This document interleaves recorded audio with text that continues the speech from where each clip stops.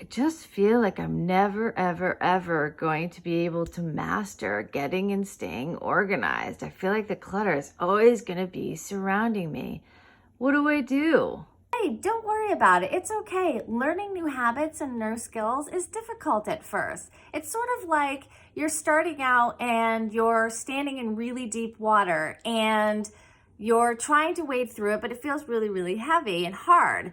But the more that you practice it, it begins to actually open up new neural pathways. And so the more you practice it, the more those neural pathways get better and it becomes easier. So it's sort of like the water level as you're wading through, the more that you do it, actually gets lower and lower and lower because those pathways become better and better and better. So it just becomes easier until it becomes a habit. And this is actually really good for your brain to learn new skills no matter how old you are. So you can do it. You just have to keep at it a little bit at a time, and eventually this new habit will become super easy for you and you won't even have to think about it anymore. Does that make sense? Yes, and as you can tell, I'm totally purring with happiness over the newfound skills that I'm going to be trying to do every single day because I love myself and I know that getting and staying organized means that I'm going to experience less anxiety, less stress.